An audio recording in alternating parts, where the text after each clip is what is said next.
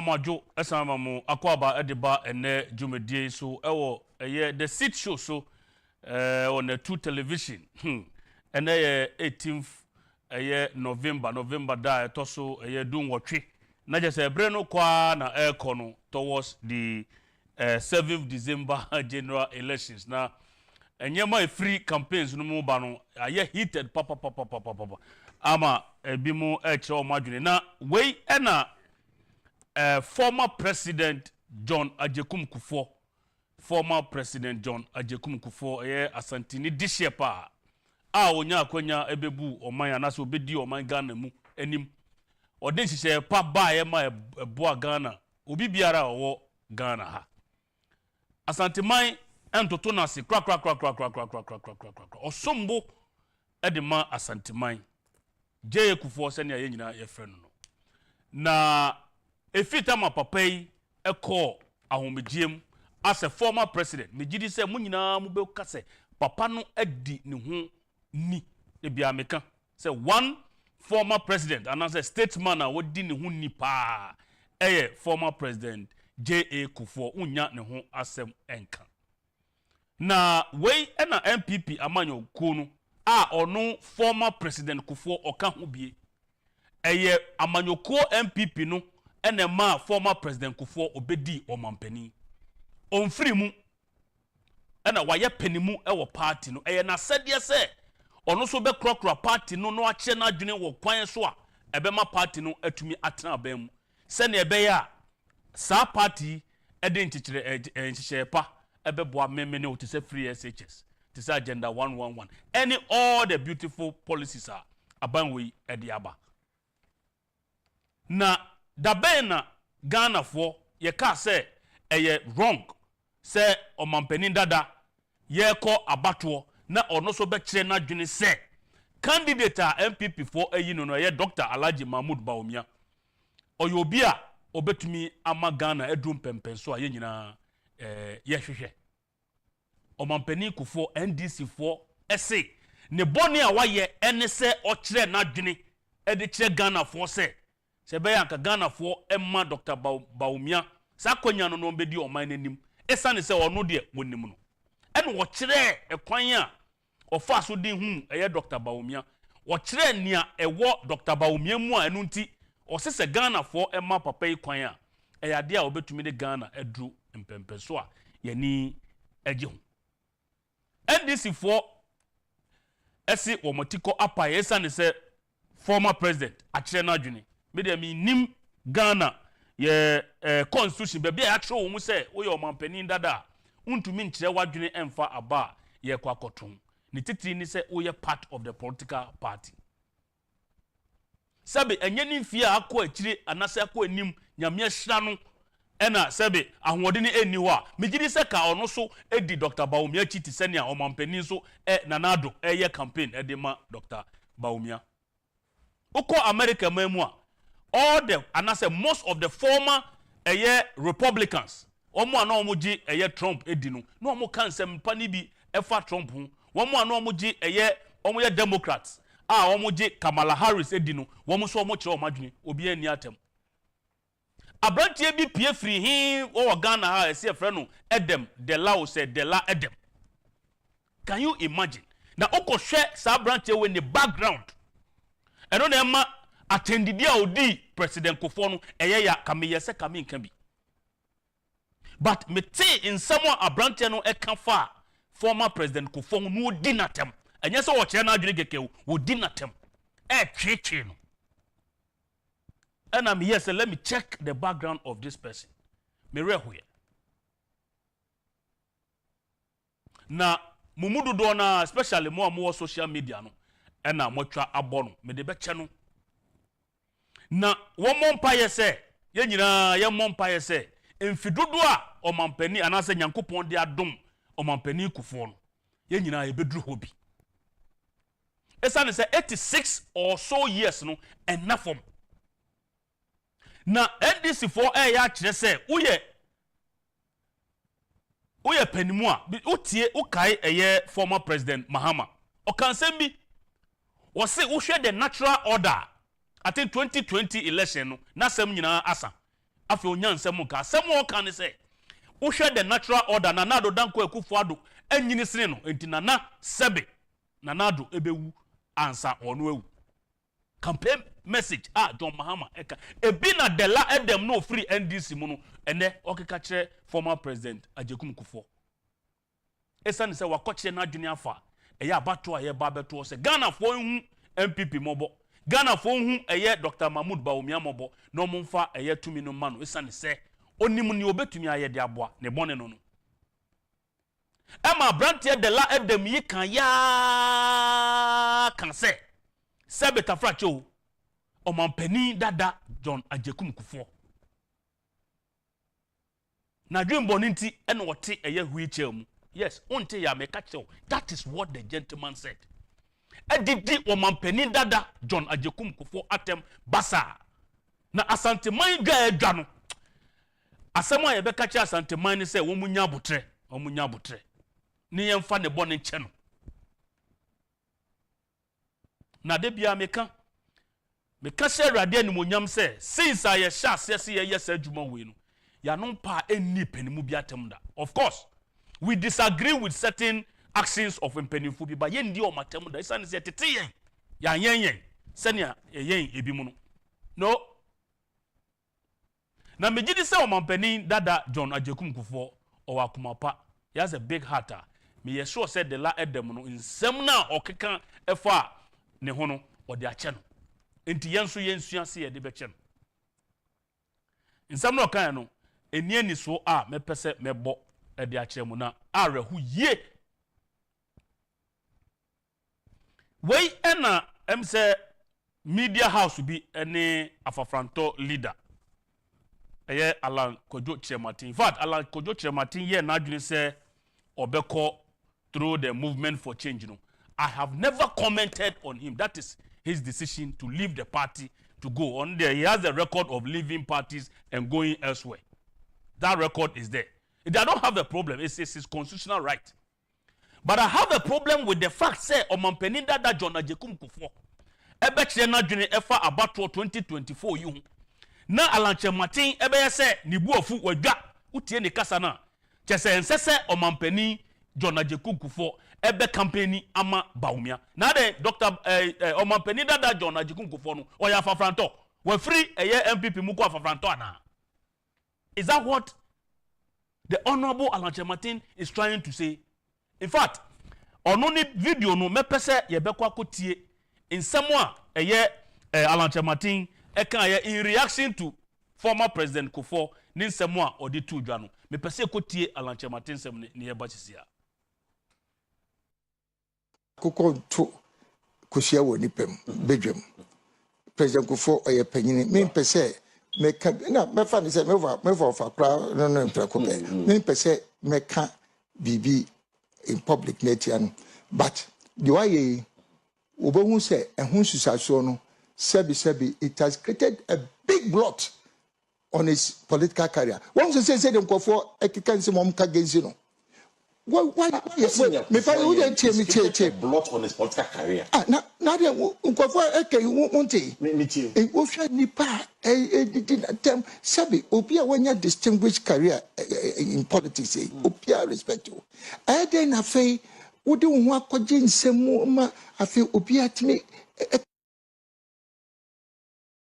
enka bibia ntia no but the make an say we dey no of no do ye no enye ezojai because adia wo ye na enye no wo ye pa kokko to kosia woni pem bedwem president Kufo oye panyini me pese meka na mefa ni se meva fa kra no preko be me pese meka bibi in public netian but the way obohu say ehun susaso no sebi it has created a big blot on his political career. One say them Kufo ekika nse mom ka genzi no why yes me fa who dey che blot on his political career na dey Kufo eke wonte me tie wo hwa nipa dem sabi obi a wanya distinguished career in politics obi a respect you dey na fe wo de wo akwaje nsem ma afi obi atime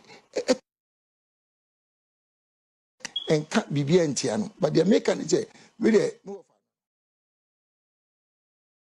Yo, the former Minister for Trade and Industry, Alan Kojo Kyerematen, and Oche Najune Edifine. Someone a futuo my main can say futuo mampeni Dada John Agyapong kufo Edema Ghana for say. Ono de onim Dr. Baumia and in the Niswa di ho awo. And on TC 2 mano 7th December na. Or the Ghana ebedru a year a chichi pa. Enti Agyapong say omuni ya kutum netiko ayede apai Emma was sick. He doesn't want to say anything in public against President Kufuor. Like seriously? Emra President Kufuor assume Ghana on the ticket of the new patriotic party. There's nobody in this country who doesn't know say na former President Kufuor Onyaya and handi over the mouth. And I said, you took over from him. It's no secret in the MPP. And of course, there's nothing wrong with it because that's what former President Kufuor preferred. It's not only more. And no, they're not a yamau. Alankash. They're a yamau. They're out there. You see, we shouldn't behave in public politics. Say, I say, when I propose kind of what top ball and I want the ball now back. And yen na ye bo wo ya to bo na ma no wunnim bo no bo yen ya papa mu ni sika no wo koto bo ne de ba ya bo na hye usuli ama obu ofu say mache me ball me de ko. That's exactly how he's behaving. How do you say you do not want to say anything in public against President Kufuor? Does it mean say kukuamu no wo be di na tem atwa bon? That's what it implies. I was shocked and surprised. Obi sending me video, me 5 times. And send a media this say, Papa Alan Kyerematen, because I respect him a lot. I don't even understand why Obeya so surprised that a statesman, a politician, and the party who are more all call a very crucial election. And then party sa Papa former President Kufuor, Ejina or my name Abedi President. Now, or no so your campaign, the Amasa party now, it becomes a crime. Now, because Emra na President Kufuor Eko, no nyayanka, wala Kyerematen na ubedi na dieno. Sa time no, uwini ya na uya presidential candidate, wouldn't you have loved, say, President Kufuor ebe campaign amawana? So, how come, say, this time around, or your campaign ama Dr. Baumia, and I say, or Chena Jr., you don't want to say certain things against him in public. And then, in secret, and I say, in private India, ubedi natem. Is that it?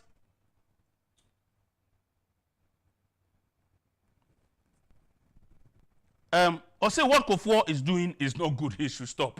What has Kufuor done? Alani, what has Kufuor done? Yako abatwo, ena wa luzu, ena wo say, onte wanse, ena wakotia for franto. Yes. Miminya wan kotia for franto. That is my position. But what? Una unim ni ebe ya mau. Enti Jai and the MPP, former President Kufuor is still a member of the New Patriotic Party. Enti adentina unjai New Patriotic Party for ASMMO. Say it has created a big blot on his political career. Baby, a former President Kufuor what doing Nyamia Shana doing or the political career koi. What they call them. You should look at a nyama waya and no creative a blot on your political career. That is it. Because nyamia una a long way to go in political in politics in Ghana and elsewhere. You are a distinguished gentleman. And I'm sure say Onune Seka or to me more concerned about his political career. Nyamia was former President Kufuor we hu ni dia no aka memene wo enti yen na isese ye ma ye niko yen ye de so enye ba bia ono wadu no menim se momudu do na so ma ye very surprised at insemo a Alan Kyerematen eka me oye na dwe so obekọ afofranto se mbehwe this show I've never discussed him because I respect that his view any personal opinion and but papa Jai MPP for any President Kufuor ekwan omo mbefa so omo be wini omo election no one more masem. Anyway, ye koyanim na ene numre ye pese ye di nkomo kakra edefa the educational system in Ghana. Maka was a show we so say. Me MPP, even free SHS alone is enough. Your friend is saying, campaign tool between the winning election, or more packaging a year.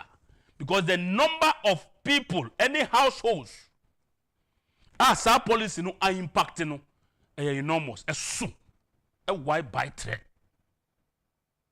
And then we ye perceive and ye ma ye dear go akwemu since 2017 ebepem ene. Ewo huma suem afem. Na ye to me a biebie nyama ni so e de akyerɛw. Ebi wo ho a ye frɛ no stem. E de any stem.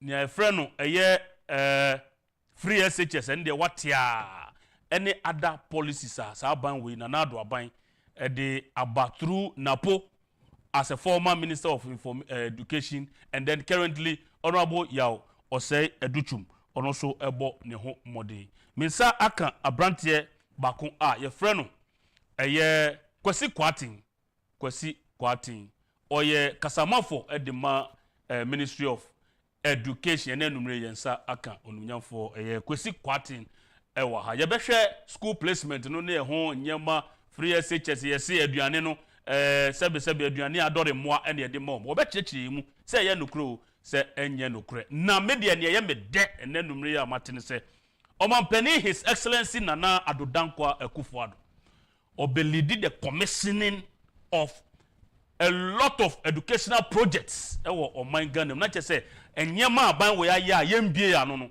Nana Adodankwa Akufo-addo Ghana mampani his excellency oba belidi abranche yi ebedo nsem esuko ede amaye miya ema wajo ema wakwaba miya mejo so me da wasen so eni akwanya wodi amamu wa fidie so se me ne Ghana fo ebetwetwe nkomo eni monyam hye mame oze mo fidie ni wo show idie eni pahwe pa ni petitru na onye kuma se bebetra se na me no wotwetwe nkoma na me de me fedodo sa yo ya da nyamiasi ya beda wase so se minim se na wo show bi anase program bi ase na still a odi mirika aba oman Ghana esumonti ya beda ase papa beda ase na ne edi kan no mepese obetwa mfoni kakra de amaye anase nsemo a me address yen before say be educational issues no me gidi say bi a wo one or two comment bi a wo be pass on former president Kofo a wache na dwene toto se Ghana for so omuntu abama Dr. Mahmoud Baumia na oyobi a na dwene mu do ewiase so move towards the digitalization drive etino Ghana for to abama obi a owo sa nimde no fa yendru bosha asase no so encrophobic sorry a almost say omotiko apai one or two comments on that na yenko main topic menua ma menye ne tiawa na emo ma memfa free ha when na otete me no me di emfie miensa no mbapa no nese mbapa ne me maame no no ye teenage parents na me maame no de omu fie enye kra okay when I'm first generation GHS graduate first generation SHS graduate and ba besi ene ya yakopa do me mranim ni na misabre me SHS graduate wabushia first generation and to me you can't say there is a link between education and socio-economic transformation but ya sepa say aware anankita hodie kese eda ngumesua ne oma bia mpuntu mu a me meti asepa me living testimony to that okay na meka kwesi say uza kama mu de kabi e wo ano maame no na betra yeah maame no mu ni bi na eduma ko school mpo say bi ede timi na abebeka na ase be fe na kua say wa bi so wo hwemante age ono etemia na o tetemia na maame no for the past 22 years in the carbon so okwayi antisewa kua say wa carbon na carbon no free ho no ntimi nyina na so nya ahoden bia mfanya dai enante na bekai Easter bi etwa mu na mene ne ko mia me krom asante achim do me abra unse me krom de meta eka ho asempa na wa onim do me yi pa no unse cars ne bi twam ko agogo na dwansa no amane do me de St. John's yeah asante achim original one no boy na P5 book nkora because san one no okay na car no etwam ba e far left e fi dwansa ko na asante achim asa na make na ekodomi ndika ye gina ye no no so okwa agogo yes so ye de ekodom no so ma me hwe condition ya efiri dwansa ekodom de be 3 minutes na be po ne wo mu ntima fisiu na me kura bia na manya nipa ye de e odome na me nwa so me kan na ye Easter na ye kɔ ne eduro na driver yi sɛ ma mi na ne ya enti me sɛ ma mi si no odome na be po ontimi ye de emfo nwa awura ba ko timu tika nim sɛ ompene mi nsi ma mi sɛ wa ye den ada na wo hu awogo ka na okofo ye no ankofo dome ka na ma mi kasa enti ye na passenger ba ko bi sanse na ma mi fa na open tema kwa yesi ma mi ya na ne ya wo so ompene ma ye nye de yesi ni asmo kan so kwa sorry na me nana ye dia me nana kua se wa ye din osi free care nim no o twa na ni asem kan ne se awura me de mahuma wie ye o na kawo that's right asem me kan nyina no ho na me di kosi o that's right o se awura me de mahuma wie ye o na kawo ndi sa de la edemo se hwanyo se president Kufuor te huiche mu so ye do I don't have to retreat abraba president Kufuor ye dey abo ana se me Kwasi Kwateng ya me nru ba bia akra no ebuo kwan so ne ahobrase kwan so me sure say ebi agina pia be jan akra no bia de la dem no kra no me kra bia ontimi ni insesi kan obibi nan kampese president Kufuor who say the ebuo ne the nature personality of president Kufuor akavo ma no ho no wi ase nyina omo de dem akomako yeah enti wo wi ase ensi ofie bia mu say ba akufo be pia fie mu na wabeye oman ni nyina so mfa so enti se papa we na ekrom akura de so obi nya even obi sin 1 year akura na enu nti na usa ware nhihye mu kura no eya na yese bu a be ma no wo sin oba na ye de eye just to have some level of respect even though is a mutual respect na aye de aye djuma ho na akote wa no ka che president Kufuor say ne boni na nyame atwa ne ka mo te hwiche ma yese yare ate president Kufuor de oda wase e mo hu na wieye akawo on de na wieye wadi president o wieye no ote ase kama sebi eburu oti hwiche mu si etimi kwa ne nchen ne kobo ogobo ya dwa adwenkyere de efiri no tie de na se papa Kyerematen asem ka no eya na eden kakra etesa koye sebi eburu be sepa de kunna haban benefo se tase de banyansa fom na unwa Kwasi Kwateng me kuma se de ye tie Kyerematen no na emodu pa o ne modu papa na me ni any right any prerogative me ni tumi bi akra say me ba betra fidie so ananka Kyerematen ho asem aba me Kwasi naka wo so ko obeka bi na so aba sa yeah na me busa say edie ne free sora ebete bayira huma mu afi de ama bayira makese ye suso ye asem sebe edie pa ne free sora etimi tigu bayira huma mu afi bayire no anti ma makese ena ema eye wo kakra because me nwa ye nim nyina no na no kra no mu Dr. Baumia ne Kyerematen contest o mo ko nyina se Dr. Baumia ono gina ba bi na Kyerematen so nkane so na former president Kufuor nti bi kra na former president Kufuor da so ye dey support no good after competition no ye dia can ye progress me ko election was antiachim what I say me ko e o manfo no chem se Kwasi wo mre wo anim nti twen kakra ma obi fofo de enko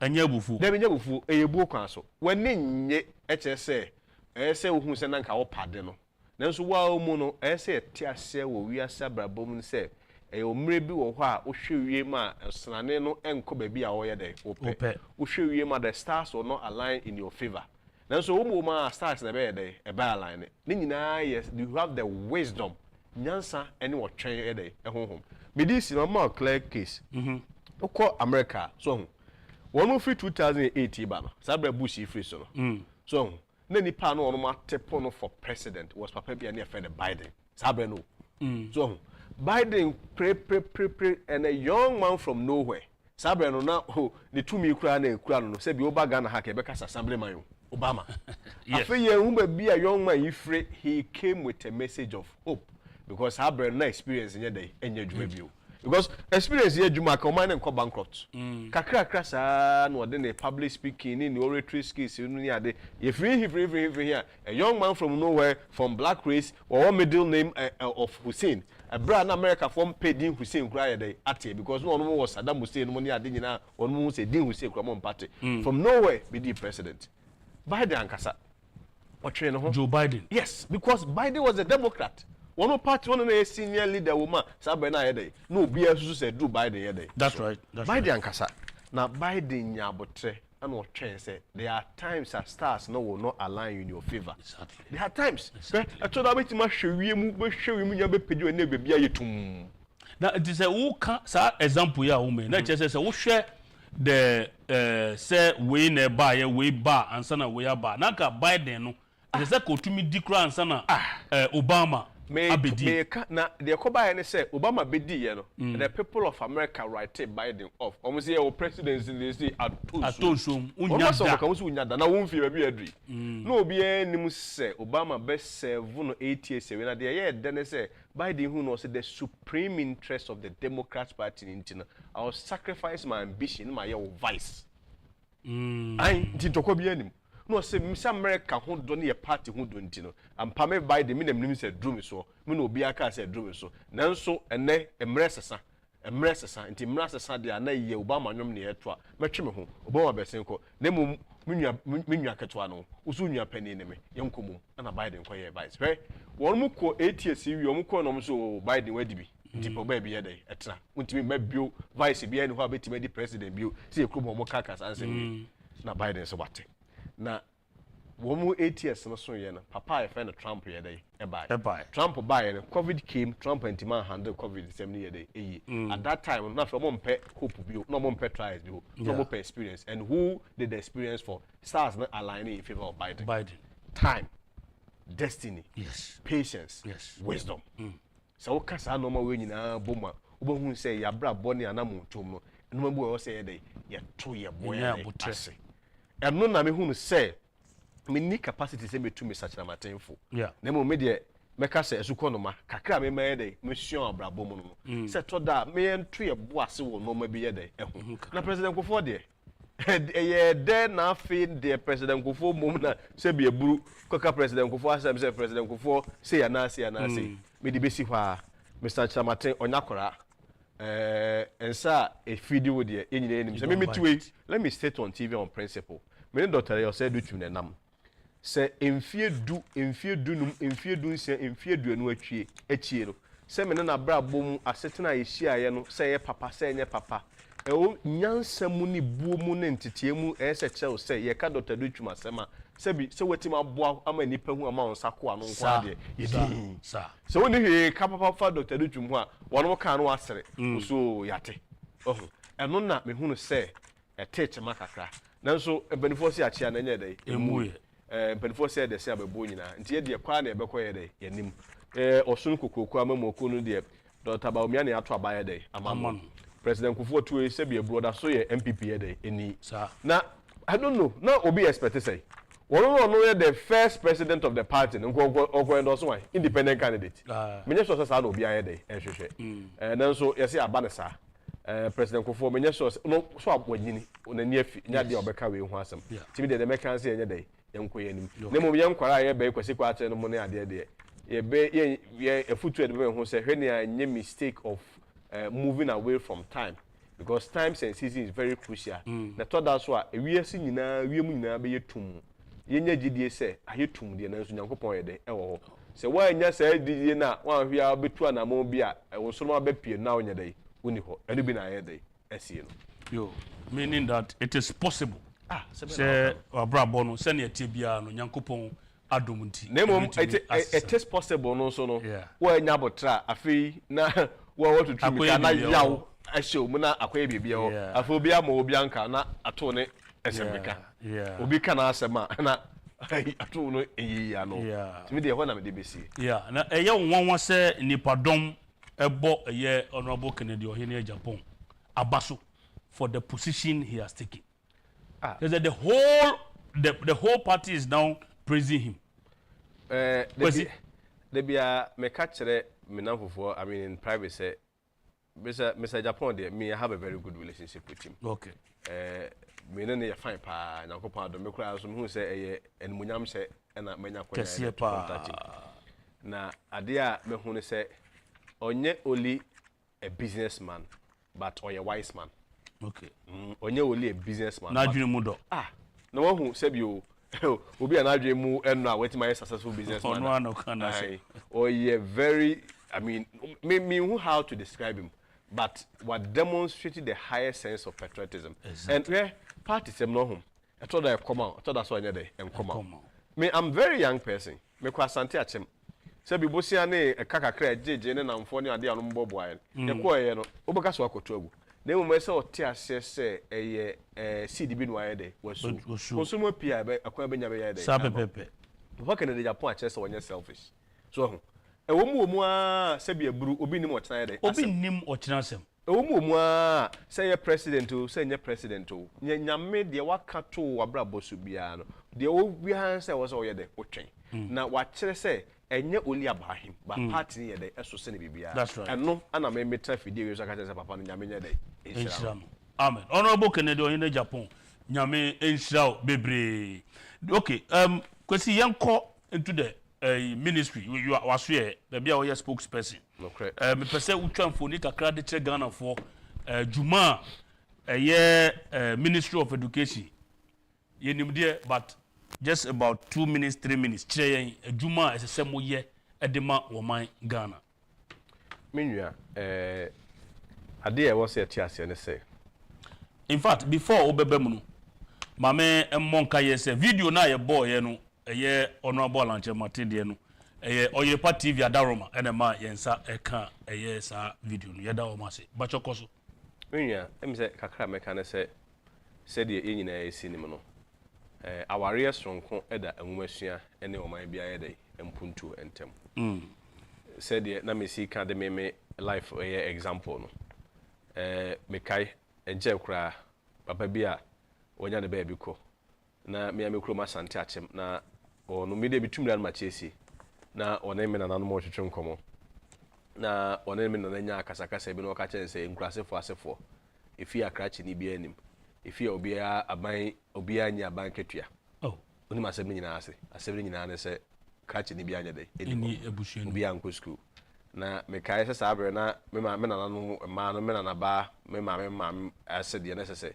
ehonye no omunim se me ne papa mo side dey etia won mo de me ko school ti me te sa asem na me se me sa asem papa ya kan me se me yer me hu akọ school akwa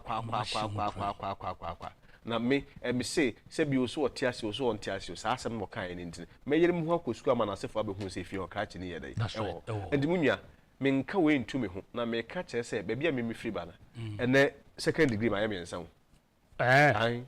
masters yes my me nsan yes first degree my mienu my certificate back say me say your lawyer nso ka ho enti ye lawyer Kwateng yes ye kan wo masua me I'm very passionate about it. That's right. I'm young 31 years enti ye kan wo masua I'm very passionate about it. Say ye waware kese da wo masua na o ma bia ye dey enkankrom me let me be very blunt on this TV say nya wo masua dibu ha me defend government policies about free SHS one mo so o MPP in India hey MPP nti me hu say free SHS ya me hu say nye me nwa boy sisi a ba ko wo legon ha na nye secondary school one nye free SHS one ka de ko secondary school no one ma de na ba legon ha no ba ko so wo tech say nye second nye free SHS ba one ma me na o ye ma me nwa no o kapre wo kapre o go fa ne he if you up to now me no ka say one no side afi no mato TBS vie ho no sa kwara no ko beye dey na kwanya ko school so enti ade in fact just to add to the point you made debia me kan osa show we so say eye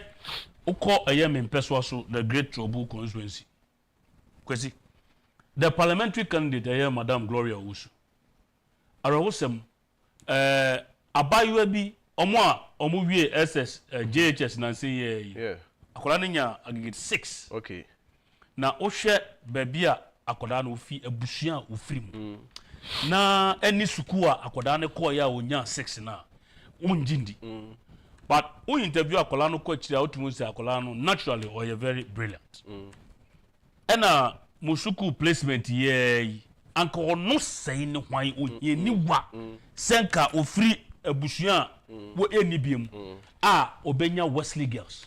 How dare you? How dare you say ufri onyamu na obenya eye Wesley girls abayo nya Wesley girls 100 cities a ye de be fa car kra kuskumo akoye arrangement no abusu eni bi there be kofa no he I'm telling you ena omo che ya nti omo che ena mi so omo koye no na jama ye de ade na ma ya replacing their mo bi foforo mboa and Madam Gloria also a parliamentary candidate for trouble or see Debbie on preda and on a year arrangement me no ka say akola ya fa no e Wesley Girls okay hwe baby akoda yi free wanya suku even enamfo a wokọ akoye e wo school mu no kwa no that alone is enough to transform sa abayo no ni life enti sie ka free SHS one asem a eya na mamma enye te say eyade bi a enye papa of course if there are problems around it ene Kwasi be kire the problems around the free SHS any anamo aban etuti me dey with them the support to and say I'm very passionate about it because say me nyangumesua me tiha in what capacity what you say ka in what capacity nti me no ngumesua ya adwuma me nti no me maka to me feel say kore bia obewie secondary school no I say bia ompe obeto aso akọ university kore bia mebo bia because in the next 15 years and they produce Kwasi Kwateng akoma 15 we fie ho abusua na asesa afei enye nkrasefo abusua bi enye efia aban akatuani bi anya de eni ho enye efia krachi ni bi anya de eni ho na afei fie no nso abede abesesa enti ye ka free senior high school that is the contest me metra as a PRO we read figures nko anya de emma eye ade a me ankasa no mabra bomu no I can give a testimony to it. Yes, you are living testimony. Yes, come on, because if we are baby, no say enya ngumesua na edese san oman bia da atia baby antimin sesa oman bia ngumesua no omanfo na tima school up to the tertiary level no if we be gross tertiary enrollment ratio so wonu matimi akọ school up to the tertiary level no so oman no wonu matimi ko adu 40% marker automatically oman e develop. Okay. Country bit is Botswana, one more do 40% or minor a developer. Country bit is Singapore, 40% or minor developer. America, 76% or minor developer. Co-business South Korea, one more year, robots and machines. Toyota cars, Samsung company, robot to the machines, Hyundai money, Adana, one more, almost more shop and 96% or minor developer. Yes. Ye Krumha, ye be blame Ghana higher one. I feel, and as I say, ye drew. The 22%. So really, yes, you are going to. And the one President Akufo-Addo talks about say, what the woman is coming to drive socio-economic fortunes and I say change. Unless a woman nothing can change us. Because my memory a very simple case. That came any pedunia working. Near say a move 40% representing 4 of any pedua already and 9 work anymore. And young woman to up to the tertiary level. One more and from ground to for. Yes. Mewa. One more so we be trying to try say free SHS maybe in the year or maybe to make kind of say what time okay so intimidate day. Send it. Mewa. Sa and go for no until me that say any park say me nursing training allowance and a bra would child nursing training allowance here and just mewa. Say any park so will tend to have influence on the other 6.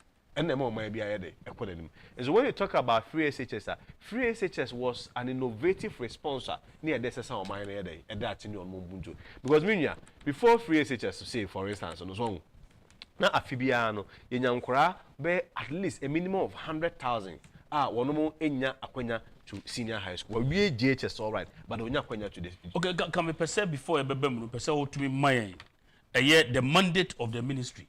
Oh, mandate of the ministry. The DNS is some year at the board of my Ghana. Mandate of the ministry, dear, a woman, ye jinaso, a diatas of mine, that. Okay. So, but it requires leadership, and yet just talking about the statement, keke. Sebi also be at now. So, yeah, the minor education. But when you talk about education as a basis for socio-economic transformation, then it requires leadership. Because one, a woman, she and a family, no mammy answer. They can't access. So be mama kwenya mo bia dey enya kwenya kobi at the basic school level there no let me tell president ko kakra was free compulsory universal basic education rollins say yes you buy yes you at the basic school level any much of a challenge but access is still very key but be an challenging part had to do with the senior high school level also know the intervention of the free senior high school policy because say enye policy papa from 850,000 to over 1.41 million. What you can say 600,000 from what? 850,000 to 1.41 million.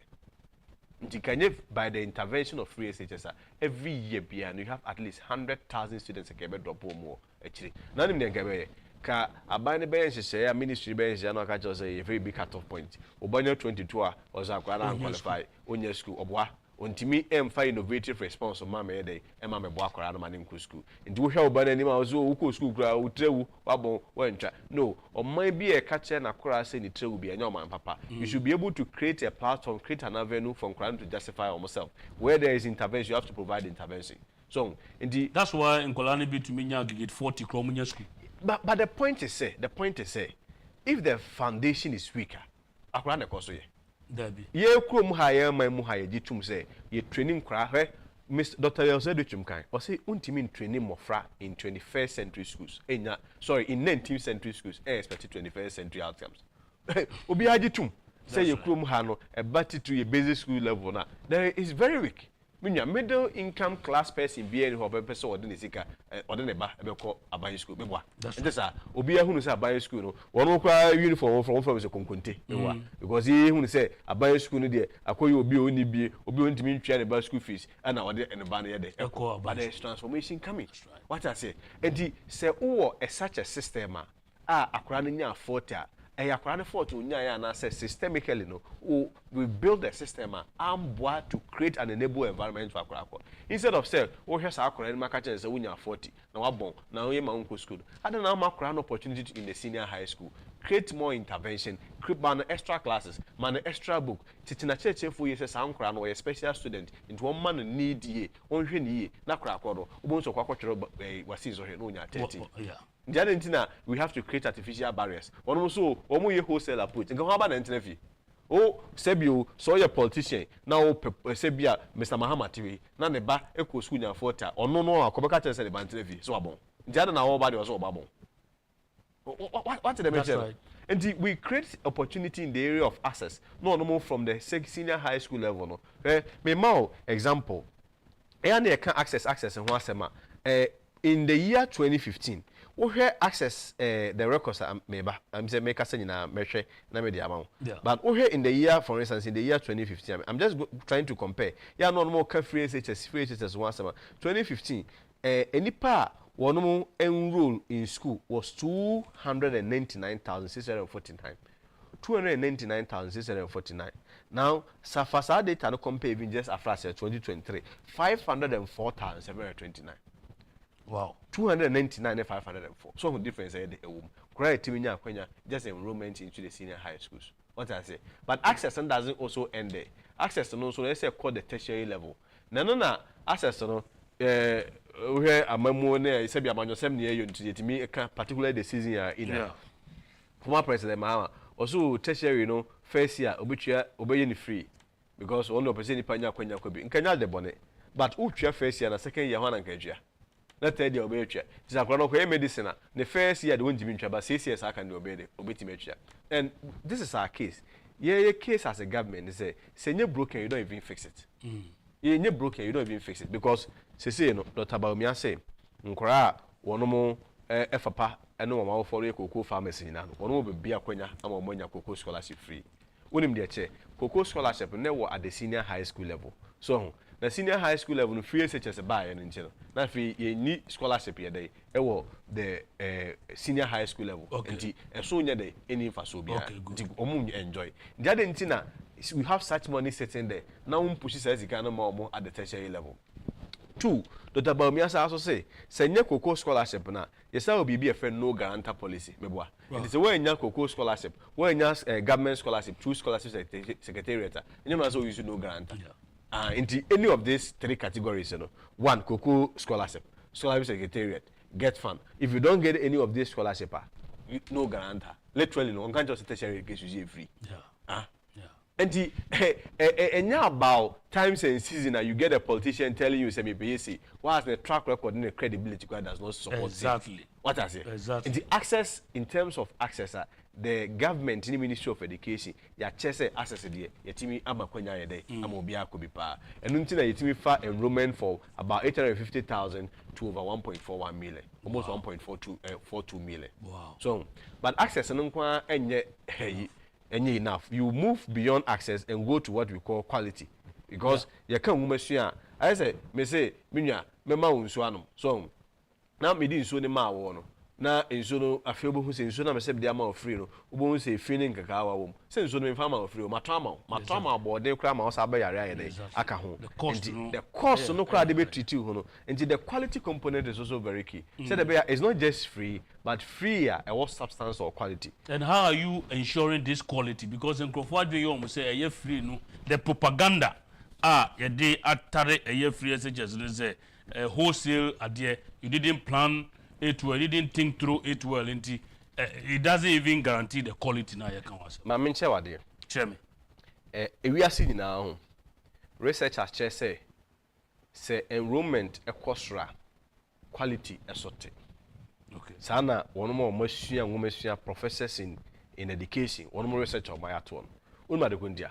Because one more say who increase enrollment, everyone says Ghana nkora ekɔ school nyina 800,000. Sisi one more drew be 1.4, yeah, they are 1.42 million, right? Into 1.4 million 800,000. Who compare? That's the difference of about 600,000. That's 600,000. One more journey says I say 600,000. The same classrooms no we the use the same books no we use the same teachers no we use. In terms of pressure there, about the teaching learning materials. It's one here will be poor quality. Sunday we are seeing will be a dream. But in the case of Ghana, we did something very novel. You defy the odds. We're able to defy gravity. And in Ghana, your story, the Kwasi outcome is different. Now this is what we did. The double track was a game changer because double track was an innovative response, increasing access at the same time, ensure quality. And more example, school, Prempeh College. So Prempeh College found 3,000. Now, obi aso be Prempeh College ako. Then we have buying and you have an option say Prempeh College no. Oh ma ya fa nipa 5,000. But nipa 5,000 and when we are some percent kura na be catch in obi abanya dey enkobi. Okay. They say I increase it by 2,000, I acquire 5,000. And him say pressure be more than so. Then let's create an innovative response. Some America for on more around the tracking system. Ma nkura no chenkura no mu ye dey mienu. Ma ebi nko recruit more teachers. Say the teachers na nya dey emre. Buy or increase more teaching and learning materials. Now, for more contact hours, no money with the teachers, increase it. We increase it, you get quality at the same time. So, are you saying on record, say, contrary to sa propaganda, HSF, double track, no, reduce contact hours, no? Are you dispelling that reference? Propaganda? They are all speculations, assumptions which are unfounded and untrue. Okay. Because the data available, no, remember quality data. Before you give me the quality data, Kwateng, say, who can say me, who can say, who besides say, when you buy no one your uncle, when trophy. So I just normally give the analogy, say, a year a year program we will space is a what higher by 100, and kola a year sukunu 50. Enti, Sabio, when you buy. When 50, no, there should be who? Like space near 50. Space near 100. But in Colania 100. And this is say until say Messi a day war Ghana in every year. Remember 50 there. Made 9 cry 50. The one can name they say when you ban on the uncle and when you ban on the. Now you see it tells you that your mama and the NDC, you know, they lack the understanding of the double track. Now, me see a good video be. This man is Oyobia or Oni School here at Ashesi University, Professor Patrick Ewa. He spoke some time ago and commended one more almost journey outside the box to conceive this idea of double track. Now, me pese ye kokotie and someone papa no editu dwano na ye betwa dwumedi nso. E bobo double track on pa.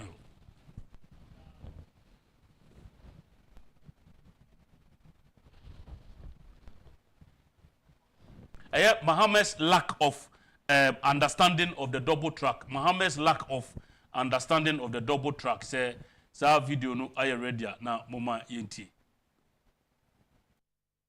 This is why John Mahama does not understand the implementation of free SHS and will collapse it. Within 1 year of my becoming the president, I will abolish the double track. All our children will go to school at the same time. I don't know whose idea it was of having 2 tracks to have, you know, kids in school for 6 months and out of school for 6 months. It's a very clever idea.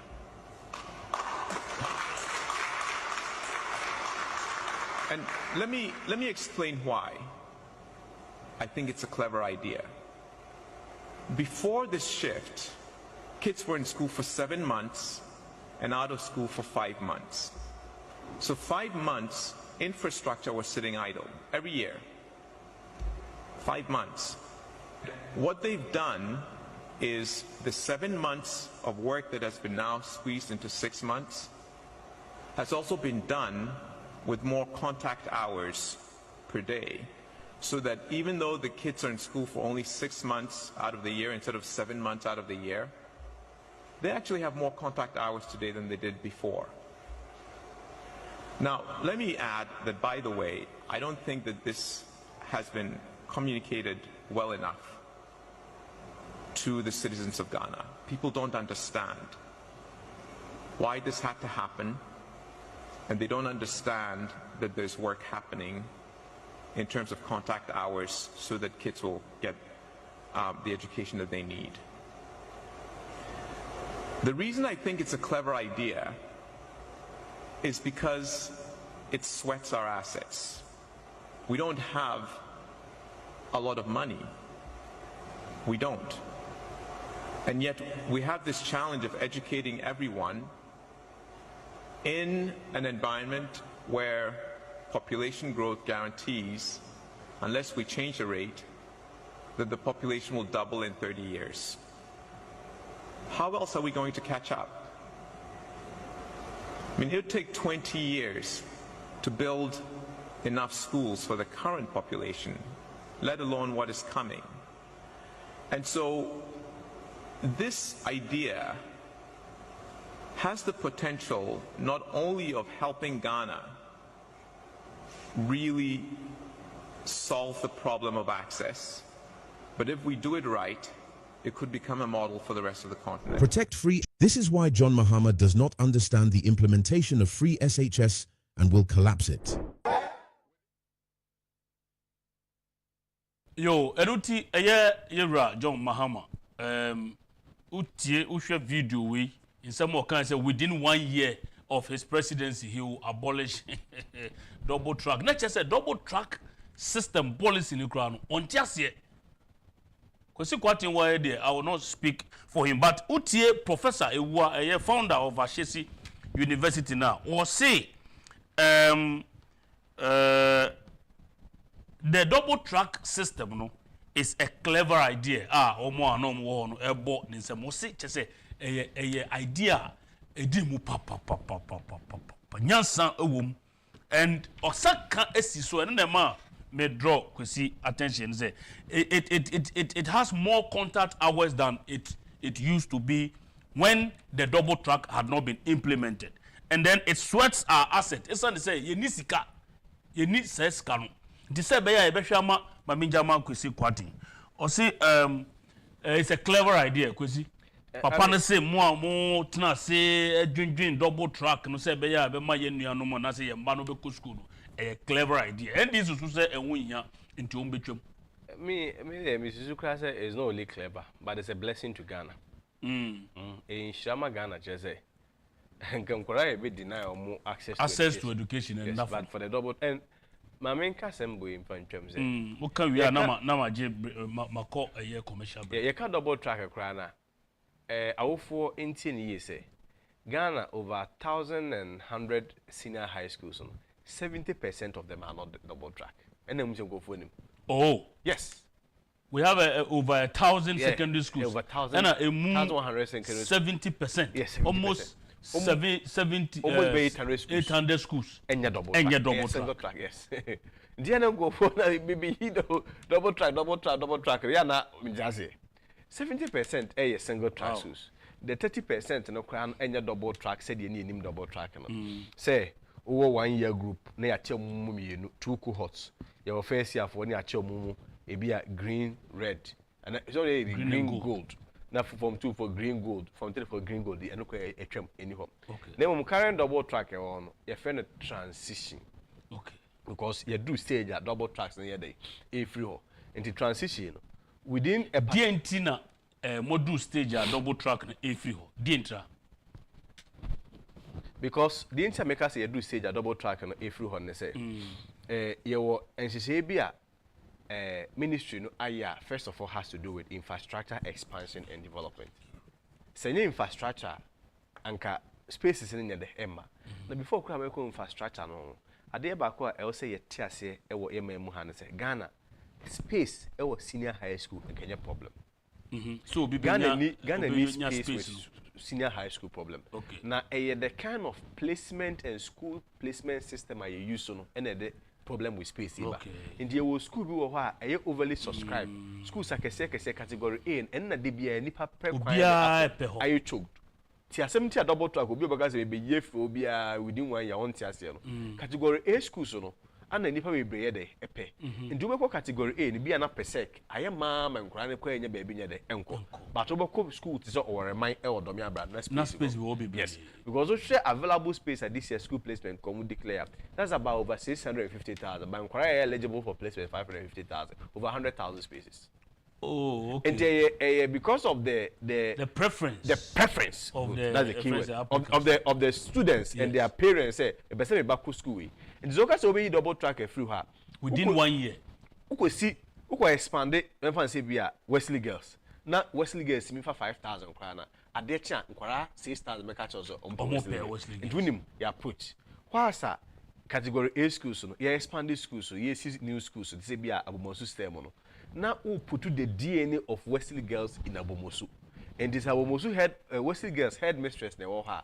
No way ya headmistress na yede akoko. No man krana run exchange programs. Afi in the next 3, 4, 5 years no, unsa Abomosu so abeyese Wesley girls. And then it becomes a preferred destination for students. Okay. We Dr. Dutum and a text normal smart thinking. And this will because be double track a free hop without developing the schools we see a dime maku 2 million the students will still prefer say want to go here and those schools will still be choked and some of the other low subscribed schools will still have it will be a better say but within 1 year be double track if you will be an simplicity on chassis. Wow. Adwin kese papa adwin kese yebeda nyame ase Kwasi yankasa a bit about the science, technology, engineering, mathematics, no. Yeba, mamenje abuwa fonkra to be sima yeba na ya veer into the STEM policy, no. Mayaje abuwa fonkra to be sima de embrace ya.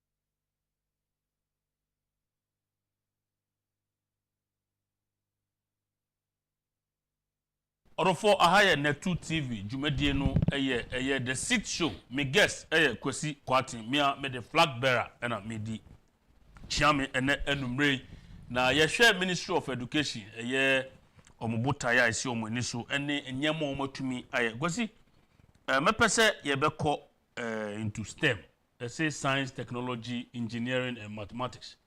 Yeah mathematics and yeah papa yi.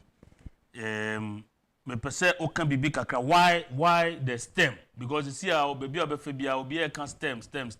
Emma awofo no dodo na enya taste say omumba no beko STEM schools ni bi. STEM schools no untie kra no at least me village abomusu side. Jiri so obi can abomusu STEM school. Kwasi at the end ma STEM school no the talk of the town. I'm the home for new grandma.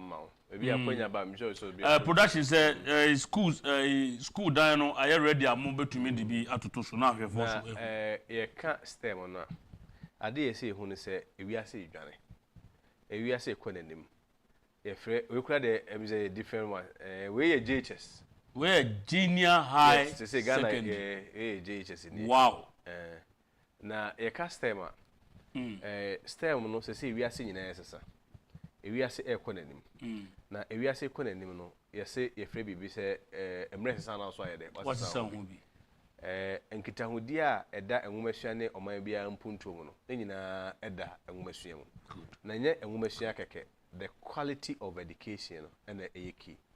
So when we talk about education, we have access, we have quality, then relevance. Access obia mo bia nya kubi quality and then relevance and na wo quality na onya nsusu aso papa yede mine so na obekaya we ase drum pempenso bia sabra industrialization started here no and na we ase amama nyina ade peja we ase those ones we call them the first industrial revolution. First industrial revolution nearby one more years steam engines, the power industries no money at that time Ghana yan take advantage of it and even the rest of Africa. The second industrial revolution so second industrial revolution electricity power machines no money added to increase productivity and industrialization. We also never took advantage of it. Then we came the third industrial revolution. Third industrial revolution and now your work computers akasi the increase productivity. They go video kebe bana computer akasi me na mobile me mobile me jaba ba to ba ko bia no use je no de ma me se me beso a be se me use a me so ma ko dware aba obeba kura ne bia embutu all those times when the rest of the world were advancing, one more increase productivity, we never took advantage of it. Now, see, you say Libya, Africa, they giant. Sabeni e chiwe mpo read and write. Chiwe mpo read and write. No. When Dr. Duchum can say you cannot memorize your way out of poverty.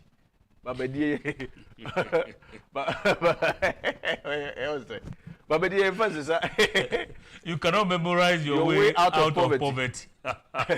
Doctor say babedi yemfa entu hiase nemo education a war ensusanso papa wo mine that no mine fa pem so I don't know say we ase aduro nti ne doctor da we ka digitalization and ne ho na we ase the fourth industrial revolution obeso address corruption digitalization because they also use the human interface the human hands free BBM when you want to do mass production a science, technology, engineering, and math.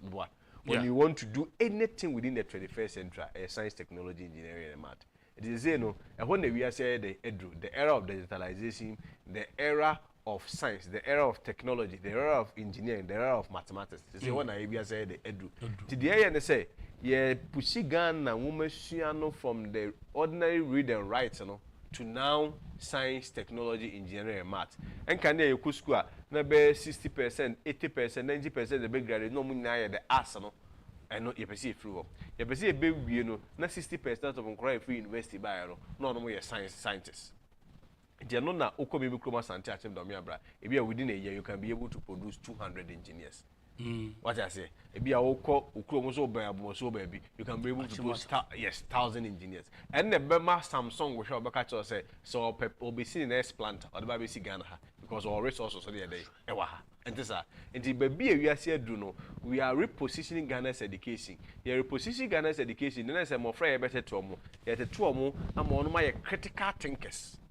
On the team show any more team catchers that this is a problem and I'm able to solve the problem. And they say no, a woman say what is so a construct. Me said the videos be a change and the pictures be a change. We have cry one more daboya for one more year abobo ya ebia and you fuel and you social and you will show we should. Yes, yes. We have offense a boss sector for. Or boss sector for one more so I a feed dialysis machine. So Obuasi. Yes, Obuasi sector. On my dialysis machine is solar powered. Oh, dialysis here if kidney. Yes, on my dialysis machine prototype. And I know idiom we presecke for on my incubator no a use smart a while to control or phone so. That is maybe a Ghana woman de echo. If you could be ampem girls are crana you drone. One no movie back on year if you did be a lucy so one the command attack with the navy so more and check him and Dika a be a fancy you is will be a own so I say who here so well if you never faponoswa ne chance winning na a yacht and hour Ghana and yes because that is the relevance aspect of education access quality relevance when there is access and then when there is quality and no nam krano suade or no timi catch say I'm using what I've learned to solve societal problems and na krano esuade awia otimi ti wa aka say eh na dey am esuade ma me fa nkwose semura me say semura me dey solve societal problem and no dey create obi e friend zoom lion that is the relevance aspect of education and if you create obi no yes zoom lion on na be recruit thousands of Ghanaian workers na fe o man dey economy the kan you need to have somebody who understands umesia our very position aligning umesia to the vision of the president no ebano and answer to the vision of where the whole world is going step so when I must step home emphasis about because previously in kwani produce one more they were only memorizing people Uza say 2 and 2 obeka nyina Uza what is it now obeka now is the name of a animal place or how him Maka ten say also problem you ntimi solve owie school no one man bibia ntimi nyo enti eno na amai say yasesa Ghana humasua na gradually we are shifting to STEM yeah this STEM ba senior high school level and same schools ni na ema one more from Quran STEM schools no ema I overly subscribe unyampo. Really? Yes, sending your category A schools. I mean, there might be a STEM uncolapo and pest. There. STEM no kwese hu cry idea say atimota no neade. Okay, now a former President Kufuor once again. Or can send be edifa Dr. Mahmoud Bawumia efa nkomo aye dia say ewiase no move towards a friend saying that direction. Intino ebeye say ye beto abama Dr. Bawumia also already know what programming na dwene e wo sa direction ho. Me pese e be kwakotie what President Kufuor said about Dr. Bawumia. Say video na ready production yen konkoti na emra. Dear fellow Ghanaians, in these crucial times, don't let anyone convince you that all politicians are the same. Your vote matters more than ever. This election is not just about politics. It's about hope, progress, and a future we can all believe in. When we talk about real solutions that touch lives, one name always comes first: Dr. Bawumia. Think about the innovations that have already changed our daily lives. The Ghana card, mobile money interoperability, medical drones saving lives, and ambulances reaching every constituency. These are not promises. They are realities, thanks to him. He's made education accessible with no guarantor student loans, eased our trade with paperless ports, and created hope for a stronger economy with the Gold for Oil program, just to mention a few. These aren't just ideas. These are life-changing initiatives that have already made a difference in the lives of Ghanaians. And this is only the beginning. This is what President Kufuor, one of the greatest leaders in Ghana's history, once said about Dr. Bawumia. We happen to be living in times where the whole world is in a flux. Leadership is very, very scarce. Quality leadership. If anybody aspires to be a leader without command of the new technologies like digitalization, and also without a deep grasp of geopolitics. I tell you, he may be a good man in terms of mastering some of the old disciplines like, say, economics, politics, and all that. But I tell you, very likely he may be found wanting sooner than later. This young man here seems to have these instruments under his belt. Digitalization, geopolitics. He's hallmarked by humility and the temperance requisite for the job of leading a nation in search of a way forward. Ghana has come to a crossroads, and I'm serious here.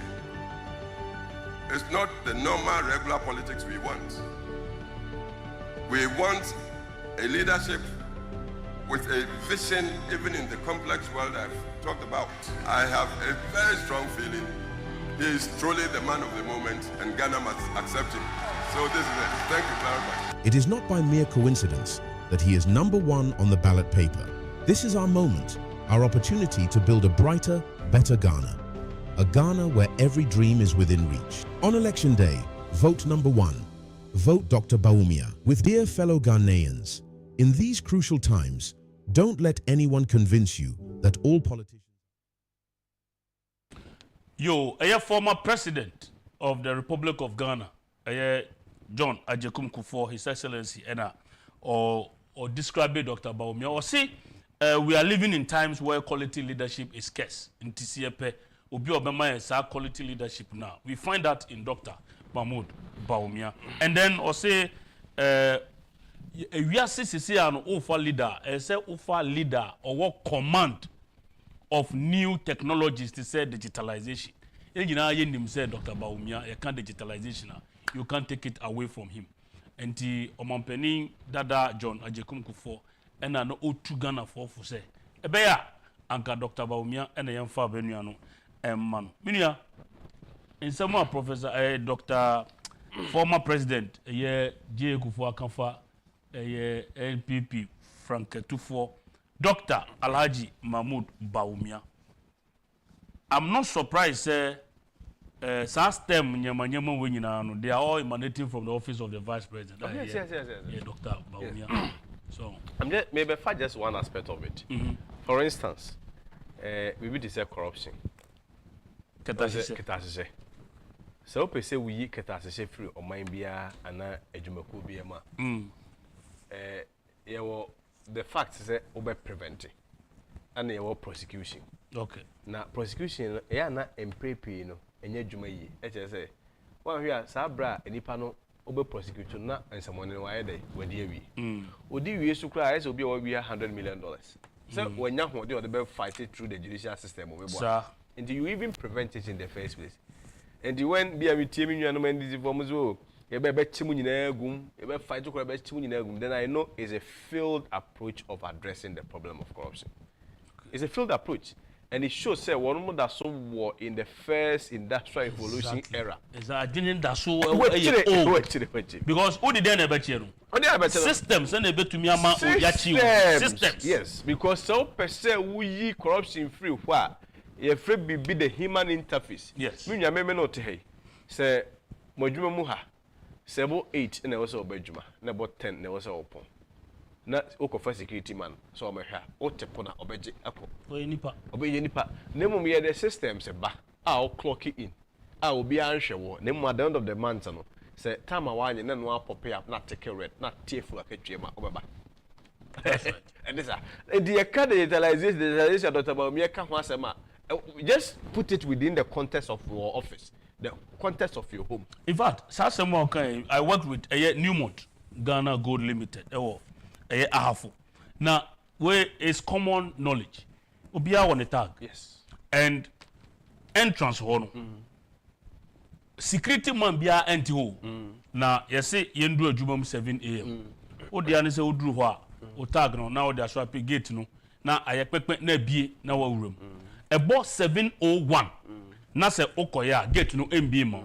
Gate is so on titwi. And also want to use one thing crime, one thing brofo, and waka say gate please open for me.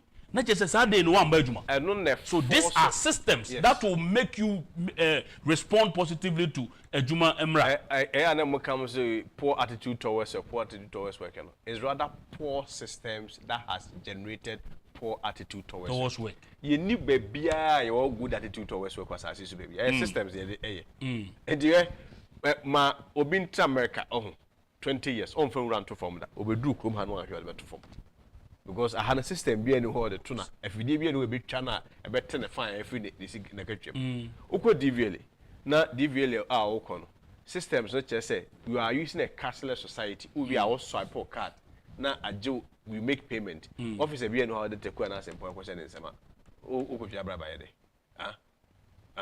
do passport office na unche teku na simple when I did take one simple question is before normal be drew a tamahabono near bodada na ya use 10 number and no bank details deductions be ya oku chese kama hoy enya no na more money to be generated sika afiyeti me more o mind hobra and when Dr. Bahomia talks about digitalization I idea nkofo bi start a first industrial revolution, second industrial revolution, third industrial revolution that were absent. And so the fourth industrial revolution, leader bia onka about artificial intelligence, onka about robotics, onka about Internet of Things, onka about engineering, onka about science, onka about technology, onka about mathematics, and only the era of 21st century. I don't know what the best is normal, or in the first industrial, yes, within the worker, or in the first industrial revolution. Or the first industrial revolution. So my penny go for kase ade amwo hu o Dr. Bahomia ho the digitalization drive our car and unti and oka say what the boost economy na eno anu. The economy busu na any free hefa. Economy busu na say you build systems that is able to generate money. You build systems that is able to block the potholes. You build systems that is able to build the confidence of investors. Yeah, na body about sigaba economy. That's right. The economy come in there. So omo kan omo ya kan ya obi a won kasa about digitalization bia no such a leader within the 21st century he cannot be a leader and you cannot friends hand over the destiny of this country to such a person. Say na Dr. Duchum can say we training to inquire in 21st century 19th century building now per 21st century outcomes unya it's not possible. This is all the 19th century leader ba unya 21st century outcomes. About more 19th century na leadership na. I don't know outcomes are what the okay, Kwasi, in recent years, you know, there initiatives and also intervention policies are being there go akwan say be ya TVET education be man home school of Ghana. So far, if I recall my figures, I don't have the facts here as my breath. I am aware we have about 222 TVET schools in Ghana. Senior high schools. Just before Abanwe Bebalo. Now you owe 35 of these TVET schools. That was not even under TVET. Now you're scattered under 19 different ministries. It didn't name TVET. And as you see, I can say we have over 222 years over 200. Wow. You heard him. Now, Adeba Kwa, maybe say Ghana for Kenya, I say. Ye ka ye TVET at Dr. Duchum, Dr. Bahomia, and the President akufo-addo danwa. And ye TVET I did that down Kramom Kwe TVET. And probably and ye can also TVET the we are when Juma ye and Sano Juma. No, ye did that down Somebody can be a good TVET student. Somebody can have a good skill, but Nipakon no an entrepreneur. And you may be a different skill set. Yeah. What I say? And the TVET it will give them the skill set, but at the end of the day, no, we are collaborating with industry. Say the German system, no more, you know. Who year, who school kakra, who first year, second year, what internship attachment, company. Yes, that's what is happening. That is the goal. Okay. So say, you know, we in and terms so I didn't want to war about yes, okay. Yes. So say any industry, kasa. So that we can create that collaboration for internship and other things. In the ground, on Drew, the third year, on Ube TV school, not company enough another. So that's right. I almost brain drain. So crab TV school no better than when you're Juma. What is the point in saying about and on Juma? When you see that is most important, so better than I am frustrated. Yep, the solutions to our problems are common sense approach. Exactly. Your solutions to your problems. You professors biya no matter adriama ye. You AI biya na trama ye. The solutions to our problem are common sense approach. Then all the TV schools are so 200 schools they are making. All of them has been retooled. The average TV school one retooling of the TV schools is even more than some of your technical universities. So, and when you talk about TVETA, it is only our government that has been able to redefine TVETA. You can't say the proper and true definition of TVETA and NED. But yeah, man, so I say, TVETA, we are and we live very frustrated. You live very frustrated. I feel very TVETA to not call you accused. No, I can't report. There, yes, I TVETA. You pay TVETA, bet him. Even at the high school level, you should be able to be employable.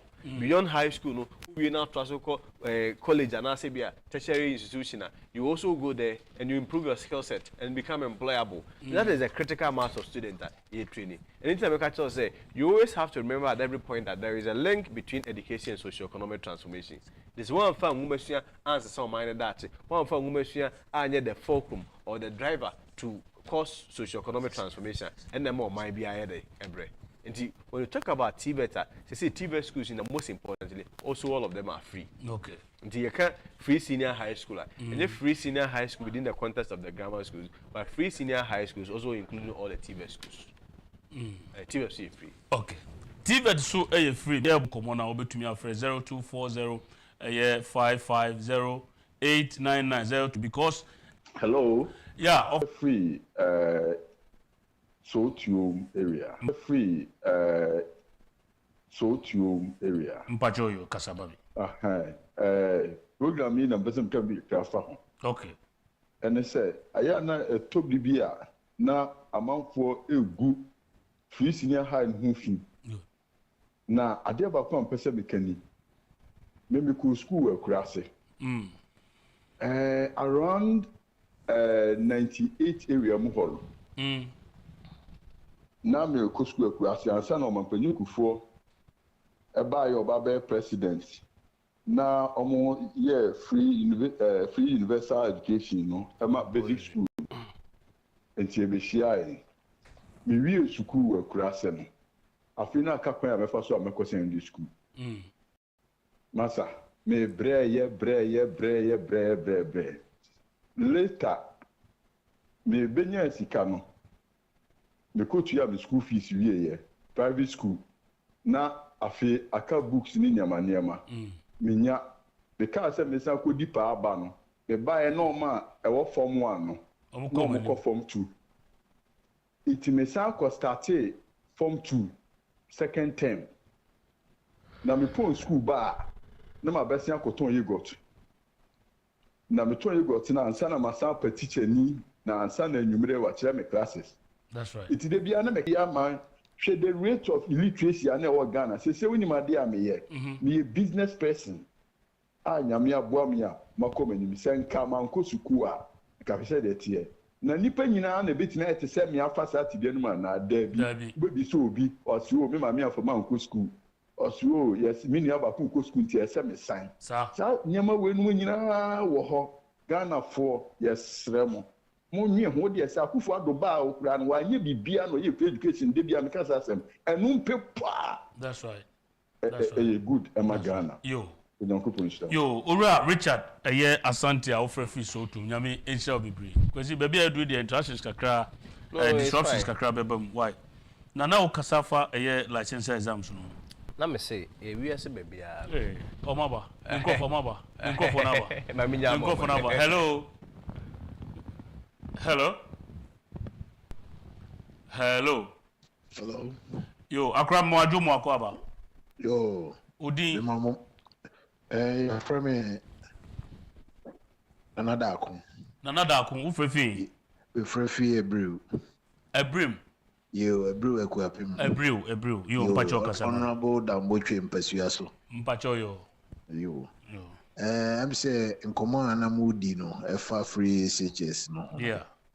And the question say, maybe they make us say a buy no, and yes, I did not. Anka Ghana for a Quebecachi. anka Hello? Nana Dako? Oh, Ahumano Atiko. Because we are over to me after 0240550899 na also watch Wajuni. Free SHS in education in Ghana. They are buying with there. To me and Kase on ye she. Kwasi? Minya, if free be a friend of teacher professionalization. Teacher professionalization. Yes. Professionalism. Teacher Jumano. And also a PGM, I'm an abe professional work. To say a war lawyer, ne doctors. Maybe two. And I measure my work, no matter me call as I see, so say I'm free to the bar, obi and obey my day, I see. And not a pija, and ma lawyer Jumano, and Munyam. You, my friend, a for. Hello? Hello? Yes, I want Pacho Dini, baby, of free Finianco. Your family are Steven. You're free. Ufuribia Asokori. You, Mpacho Casamami, why? The Pacho may thank us for free education now. Okay. 2001. Maybe near school to take so many secondary school.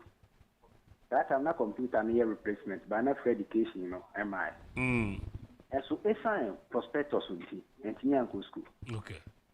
And so any near akamiti koe. Edi ne se Nyankopon ya dom yentia school fees. Yentia admission. Only prospectus are all tama oba no dia ku school keke na. Now not say free education no enya papa na me ni pursue oye. That's right. It is free education here.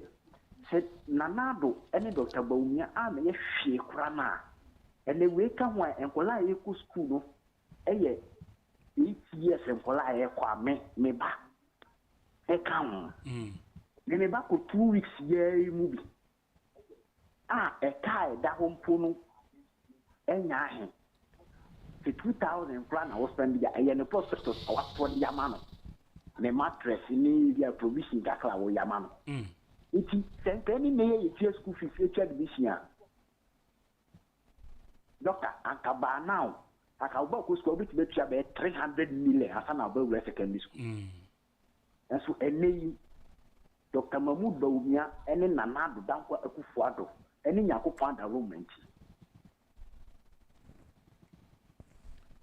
Yeah, Steven, I'm say, Mano, but Waka was free SHS no, Adepa, or Frefi, Kofodia as Sokore, if I got him. Right. Teacher professionalization. Minya, say that Mr. Kano. Mr. Majuma me. Obi anywhere. Or sorry say. Say you number say me journalist. Na my intimate journalist. I'm a couple of beard. You TB. And now so number say me teacher. Where was that? Who be Jaisa? And I'm busy me teacher. And the enemy Baba can be because I'm busy me, but my yantim copel lawyer be. And I'm busy me teacher, my intimate Dr. Beardy. Oh, Papa to be that. As why I was say group hado. A better teacher, Juman, then I have fallback plan. Now, call no copel lawyer, no, and yellow and area. Oje I never I'm go teacher bi ni. Ye my better trouble ye mfa enhye obi ono na adwene se ono de go teacher bi na di ensem. No. Ye live the fate and destiny of yankwara into obi also ono na adwene de e go teacher bi na di. And the only way ebema you ensure say wono mo enwumasua wo mo adesua de wono mo entity wono mo even to compare the rest of teachers around the world. I'll meet me being opportunities even around the rest of the world. Okay, I said, Bra COVID by Ghana, the nurses called Barbados. Yes. About 400 of them, health professionals. Yes. Okay, I said, name me know, hey. Kura, nurses are called UK, Ekwe Juma, particularly from the third world countries, you know. Most leading Ghana and Nigeria. Sir, I didn't try.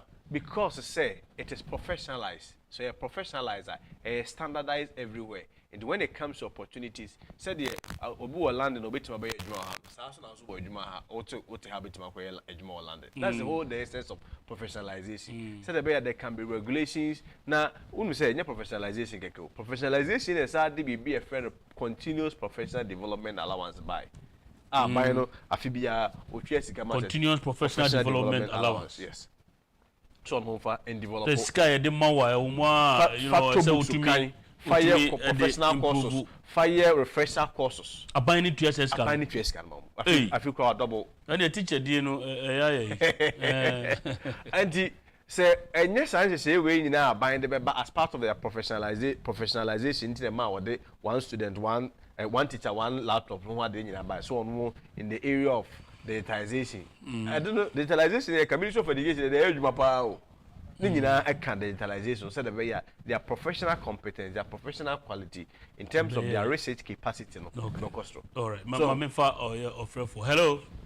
Hello, good evening. Good evening, boss. Pacho Odini baby offer vi. Me pacho ya frame end of me free wa Upper West region. Pacho kasa mami. Me that say yet nanya mo ewo TV for the past 3 months and the tumba.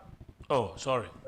Yeah, but it's here Yeah, me there some for senior high school the person spokesperson they say prospect is not here I'm my parents but for the past 3 years it means that parents can't perspective now because yes and I is my parents now think a way no yes or one who the value of a senior high school but acquire you said that man move receipts and the parents need to know I'm sure that free senior high school in first war. That's right. But they are the beer I say you did my parents say you will be 8 million this year but I buy the base 80 million now who to 20 can you find who free senior high school pass on what me to me who say parents need to near for near for another about me in campaign against free senior high school. Yeah. They are for a Metawasi. Yes, what's on your mother? Metawasi. Eno, yedase papa yedase. Yo, kwesi mze Mfefe Jumakun. Bacho France. Wofa Nkweku. Nkweku Jumakun. Kasa mami. Oh, okay. We set a common entrance 79 and me pass him or Brahman School Secondary School. Because of a mini awofa muamintina itsefi. Oh. And then say Yankupa Yaduma, Nekufadu about me with the free education, free SH Adaba. Only one penny in sum because in sum Yaninipa. Sir. Okay, Mekade, Mr. Kuja Blacqua, no deputy minister for education. Now the chalk and put in Yebi. Body maybe young papa said in Cassia, or catch and there. Offend watcher, I did teaching me 3 years, sir. Woman treatment pay. Sir. Abel was soon as a baby teaching Nadi. Uncle, woman in sum young boy, akufo-addo, Nibaunia. Can the young papa could for a small kind? Yeah. Kakro 2 put a man here. Hey, whoop boom pew, whoop mutai, MPP, Noboko. Massa, from a Caribbean swing can I shade. Amen. Yamina Hene. Amen. Yadasi. Yo, yes, you dasi. Say, Okasa, or more Okasa no ati. Ura. Utie kweku anaje say ono so or narrating the story. Nyama go through. Nti say ene. Nti say we abana say be prevent somebody from also going through sir. Mame for for. Emrene ya bi. Hello. Hello. Yes sir. Udini baby of Revi.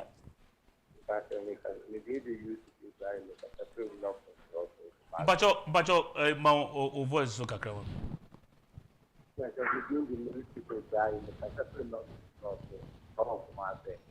Okay, kasa. Me say North Central of Kumasi. North Central. And the first say Yusuf Ibrahim. Oh, Yusuf Ibrahim, bacho kasa mami.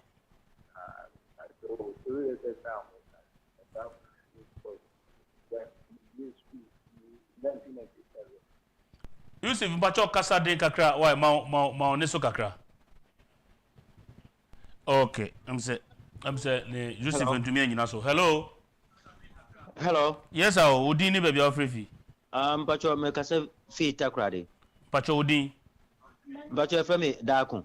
Eja daakun bacho kasa mami why? Bacho efa me daakun kasa fi takra de. Bacho kasa mami. Bacho free SHS no. Me see free SHS no. Yeah. free SHS no idea fine pa. Okay. And then Agyapong ne nsama wakan inia twasum. Okay. Na me me problem kakra ne your friend saying MPP and I say mpemfo amudi anim no. Because submission bi wo hono ma mintumi hu wo hwe the opposition leader advert pia oye no this situation no enye aha say no aya more no aya say MPP for na tie. I also cut across all the reference TV stations and then radio stations so that in Sampaya all can in the Nyumbre everybody will hear it. Yeah. I am Yokujina a platformer. Yen to me can say Mahama Asamo Kane, then a man like this stay on the platform and then speak good things to counter what Mahama is saying. And no abanisa na tisa no ka say Mahama ne thinking no said o ka say free church or ba the first year obetwemu no. The thinking here that first industrial way no. So that you also say na say sa thinking no just Mahama on free churches na say.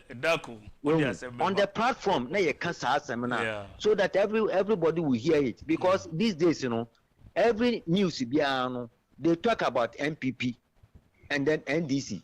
It they come on board and then speak. The other time, I was so for the goodness of your friends and interoperability. That person, that a video number TV, I know Amba. So we number for people to hear. But on maybe a platform and I say platform, you hear the man's voice. But say maybe GTV and I say we are more massa nipa ne mbambe kasa no nkama edomenti when about me ane den na MPP mpemfo no mo kana no anomote but a man like this from behind praises the interoperability and no also ye can mo bi ate da ko ye dase pa ye dase na enu tire se bribia ode wo fidie na eto na 2 ene o ma FM na also otinia koso Kwateng Mr. Dako person o kire o say more information about aban inhuman e say ka mutumi mount to the political platform na mutwetwa bi de bo John Mahama intro sebe odi o platform so me da se fa sebe o so mu nyina mo boy yes ye be go so aye ma me fa last caller about hello. Okay, but I mean, yes, we need teacher professionalization, licensure. That's right. Who say licensure no, Education Regulatory Bodies Act no, and they require say licensure no. I will say year after one more a college of education, but I think that the other doctor about me money very clear say, when Minister for Education or Corporation channel say. O money very clear. Dr. Bamia money very clear say. O be license no abba na be part of the internal exams nobody agree together. Okay. So be your own core and so I think say that is the discomfort. And aside that the teacher for ni na omujitum say they have to be professionalized na one more boss on ade eba omo edwuma no ho. Enti what we are going to do no say I start the process and ade will be so obi twem no. You starting process to even amend the act. Go amend the illegal. Exactly. You starting process no. Amend the act no. So that we'll be able to accommodate offenders license and during school hours. During their time in school, not after school. And because of Bob offenders license, but say MBP has started grey. That's all. I just say MBP but. Omo amende se be ya teacher no answer na obewie school na ordinary part of the internal exams. Exactly. The exams now exactly. Okay, nti not just addressing the fears and the worries of teachers, The in fact just 30 seconds. Emre no ayebe na yenko. Me de say the message and say book so. Ja to na me de magana phone nyina. Say bio one more magana for juma. Na juma mo de maye no ye bu ho akonta bia MPP ene Ghana ban ne Ministry of Education yetimi nyina ba bia nka se bio de mo de ma nyina yetimaye ne so ebuo kwa so bebe a yesi yekodru no ebi ya ne yenuru ho de nanso ba bia ne ye won ye ni ho ti aba ya nim bebe ya ekọ no yenuru ho de nanso ba bia ne ye won ye nya dai ye ni ho ti mo yem se ye betu aba de na ko ya de se de se mo mo so because if you look at somebody like Dr. Mahamadou Bawumia all kind of era of digitalization. If you look at a catch for any teacher for no more with the regards to education, no money at the Nanaga say, the Suncha, no, who be on to as a metro, so they are a problem. That's right. Madame Roma, Benefose, Kakubi, Dinoconum, may be at one, so they cannot, a big jam of someone mobile home. Na Monomie. Yeah, that's it. Callers no say more professionals, more information. Ministries in Abaya Sue, and be say kamobe mount political platform. No matter setting the record state na afofro so ayede to me ati. Yo, all too soon. Aha, and yede jumedi ebesi the sit show on the 2 television. So me guest Kwasi Kwateng or kasama for edema homesuano asye minia yada se pa se wabre nenso otumi apebre aba nyame enhira na oman Ghana entumpon empenifo ebo mechi dom lawyer Charles Kwaku Amudate Eja Ando Kwesi Nancy Justice Afu George Sarkodie Focus Kobi Scratch ene ima ene wa ohwe me nyame enhira afre omo frɛ nyina so nyame enhira mu nyame ya adom a nyame adomo a yebehia ukwada ebe makram no